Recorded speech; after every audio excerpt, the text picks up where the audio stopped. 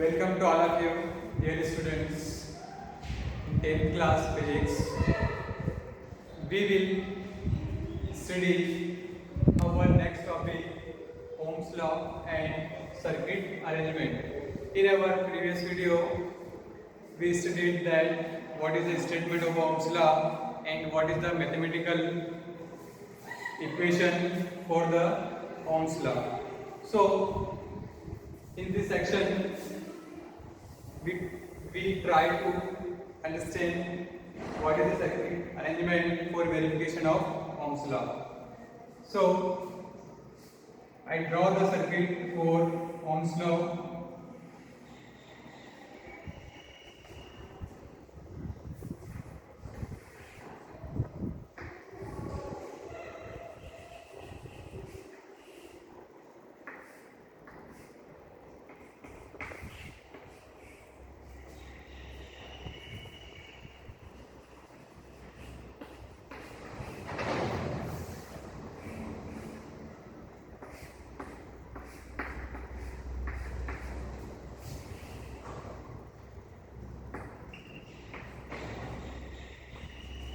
This is the circuit for verification of Ohm's law.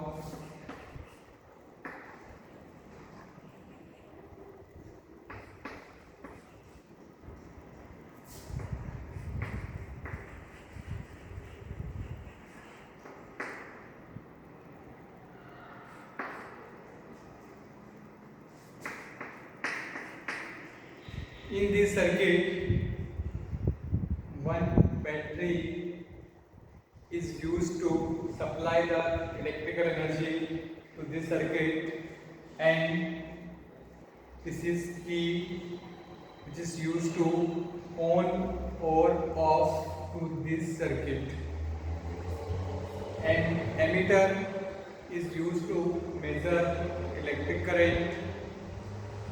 What is the magnitude of electric current? 1 ampere, 2 ampere, whatever electric current flows in the circuit, and directly we can read easily on the galvanometer on the ammeter. And this is the wire for conductor. This is the wire for conductor having resistance capital R. Okay, and this is the voltmeter which is connected to the ends of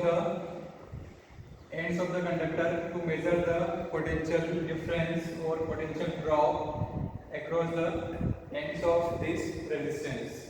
Here, this is rheostat or variable resistor. This rheostat adjusted to increase or decrease the value of resistance. So, if we increase the value of resistance, then current is reduced. So, this is the circuit of Ohm's law arrangement, and in this circuit, we make a table that is the relation between V and I, and R equal to V upon I. This is the observation table in this circuit. So we take the reading from this voltmeter. Suppose here voltmeter gives out the reading 5 volt, and the current which is shown by the ammeter, suppose it is 2 ampere, then what will be the value of resistance? That is the 5 upon 2, or we can say that 2.5 ohm. Okay, for example, I choose this reading. If we adjust the resistance or if we decrease the resistance, then the value of current is also changed, so the resistance is also changed.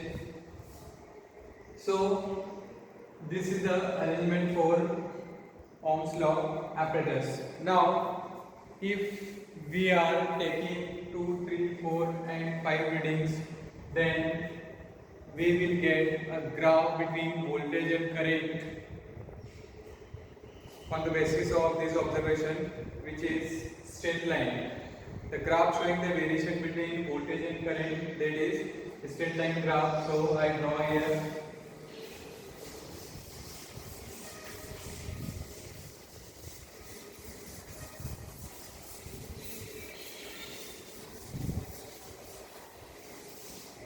graph.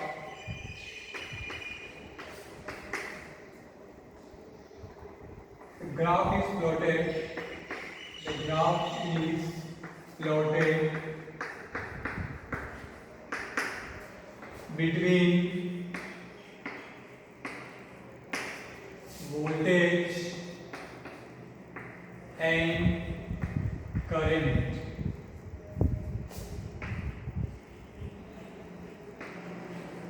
Or V versus I. Why we plot this graph between V and I? Because these two quantities are variable.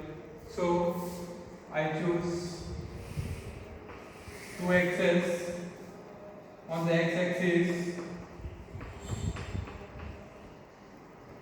I take current on x-axis and voltage on y-axis. This is the origin. Now, if I draw the table like this is the V and this is I. So, if I take 2 and 3 readings, suppose the voltage is 5 volt and the current is 2 volt. If the voltage is 10 volt, then current is 4 ampere. If I choose voltage 15, then current is 6. So this is the variation when we choose voltage, and current is also changed. So on the x-axis and y-axis, if we take the scale on x and y, then we can plot the graph between these two quantities.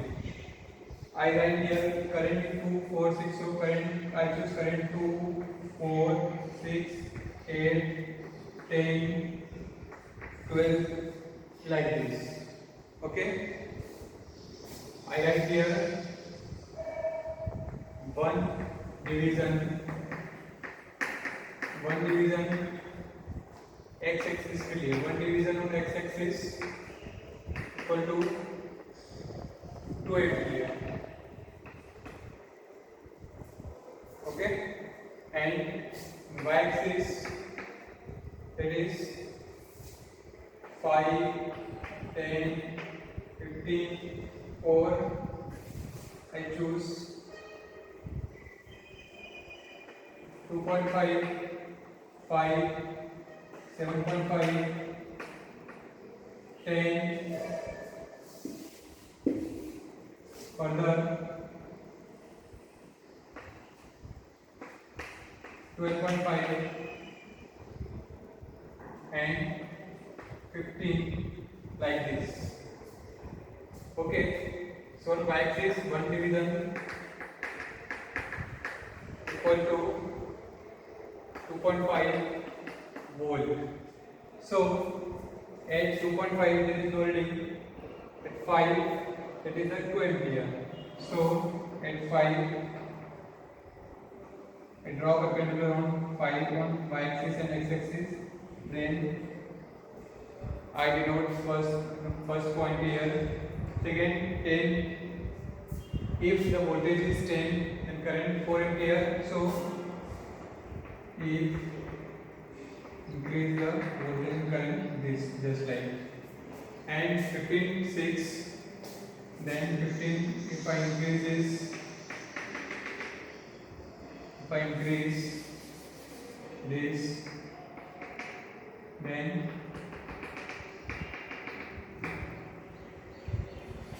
okay, x-axis and y-axis. So this is the first point, this is second point, and this is third point. So join all these points, which gives a straight line. So this is the graph for Ohm's law. If you plot this, if you plot the graph between V and I, it always shows a straight line. Okay, so this graph is very important. Whatever the value of V and I, you can plot this graph easily. Okay, draw this graph. Next,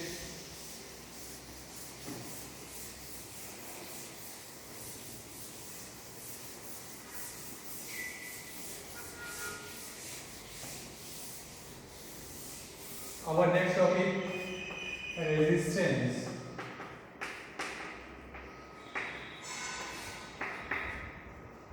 Suppose one pipe is there and the water is flowing in this pipe. Suppose some stones, if I insert some stone in this wire, in this pipe, and what will happen? The water will continue from this pipe or not? Means water will stop to flow from this wire. Why? Because I kept a stone in between the pipe.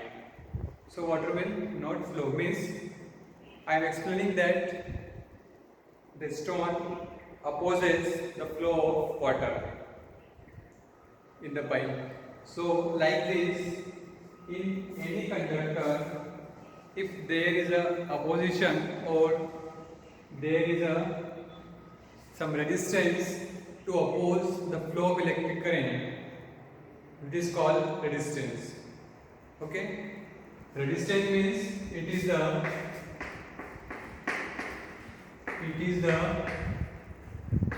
property,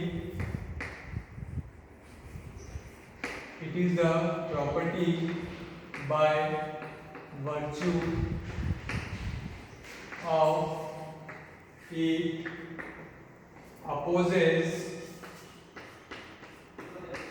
opposes the flow of electric current. Okay, resistance is a property by virtue of it opposes the flow of electric current. It is a property of the conductor by which it opposes the flow of electric current. Resistance is denoted by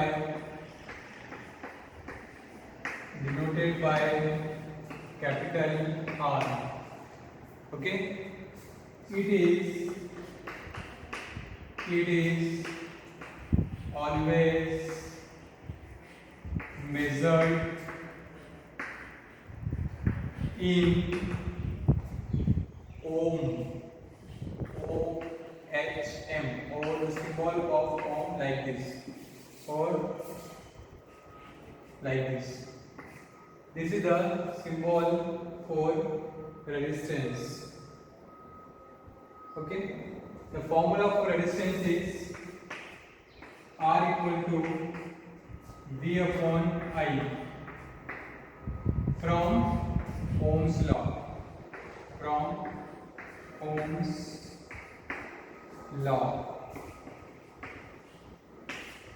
Okay, this is all about the resistance. Further, we discuss what are the factors on which resistance depend and what are the combination of resistance and some numerical based on it. Note down this. So our next topic is factors affecting the resistance. Factors affecting the resistance.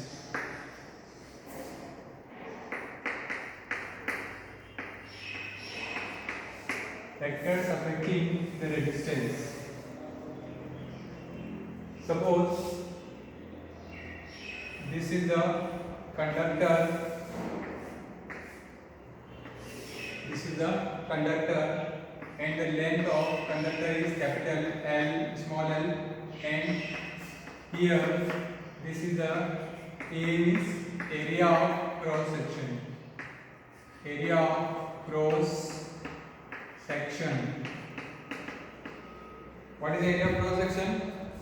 This is the area of cross section. This is the area of cross section. If I cut this chalk from a plane means blade, just like that, then I found area behind it just like this. ऐसा area मुझे यहाँ पे मिलेगा.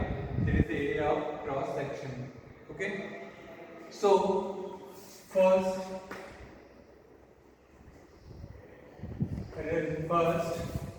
the factors affecting the resistance. First factor is length of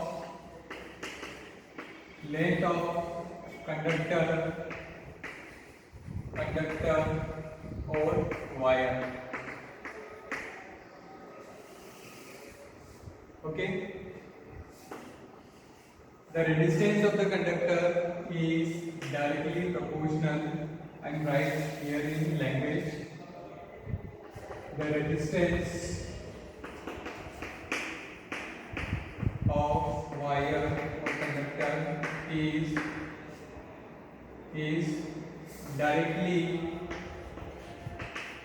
directly proportional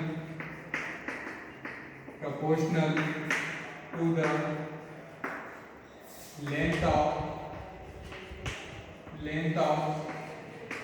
conductor. Directly proportional means R is directly proportional to the L. If we increase the length, the resistance is also increase. If we decrease the length, the resistance is also decrease. That means directly proportional. Directly proportional का मतलब क्या होता है कि एक quantity को अगर बढ़ाएंगे तो दूसरी भी उसी रेशियो में क्या होगी, बढ़ेगी. एक को कम करेंगे दूसरी भी उसी रेशियो में क्या होगी, कम होगी. That is the directly proportional. So the distance of the wire is directly proportional to the length of the conductor.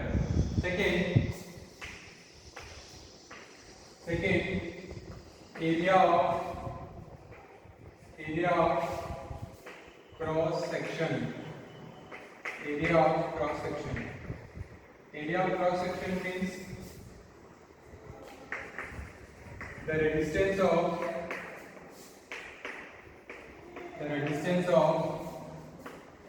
wire is inversely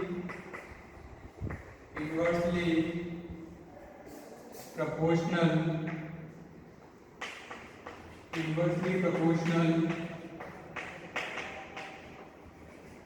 to the area of cross section.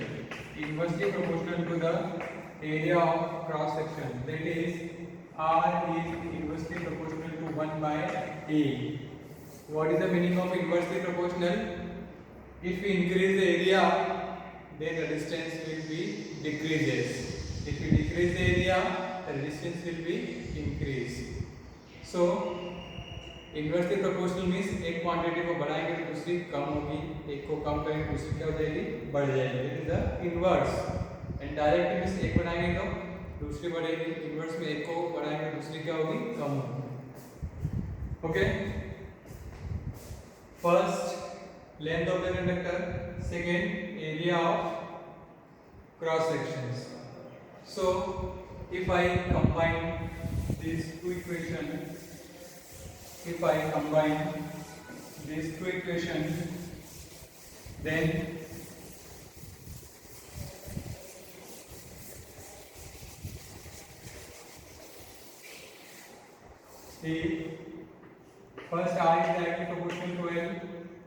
and R is inversely proportional to A.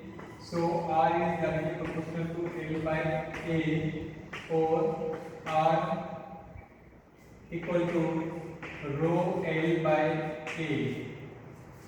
If I remove this sign of proportionality, then R is equal to rho L by A. Here rho is the resistivity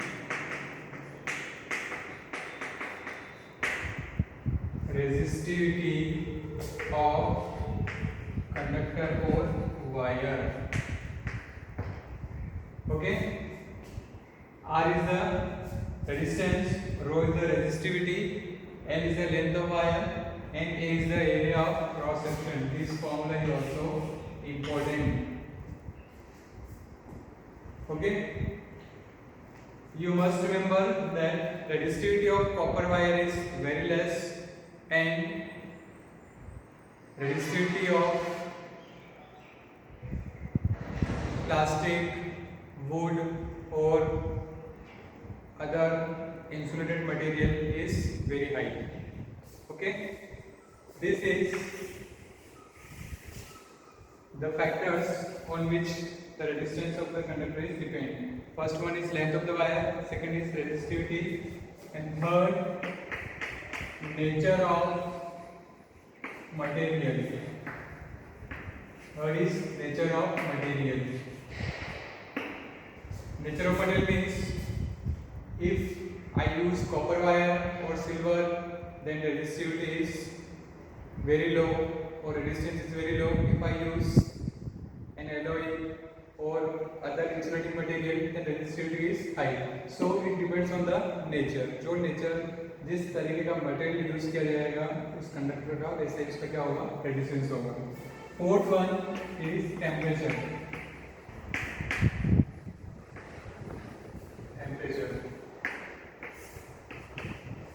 If we increase the temperature, then resistance. If we increase the temperature of metal, then resistance is also increase. Resistance is also increase. So for any metal, if we increase the temperature, then the resistance is also increases. Okay, these are the factors on which the resistance of any conducting wire will depends. Okay, write down.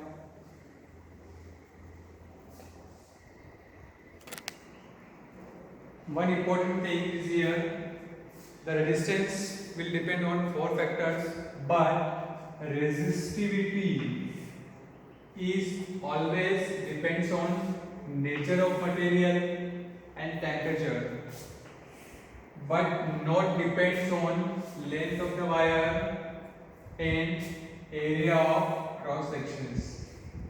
Okay, resistivity is R equal to rho L by A, so rho equal to R A upon L.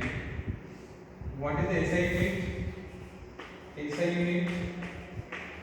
SI unit of resistivity is R is measured in ohm, and ohm into area is measured in meter square, and length is measured in meter. Okay, so m cancel or ohm meter. The resistivity is measured in ohm meter. Okay, it always depends on nature of material and temperature, but not depends on length of wire and area of cross section. This thing is always confusing. Many times students may confuse in this question. So you have to note down very clearly that the resistivity of wire depends only on nature of material and temperature, but not depend on length of the wire and area of cross section.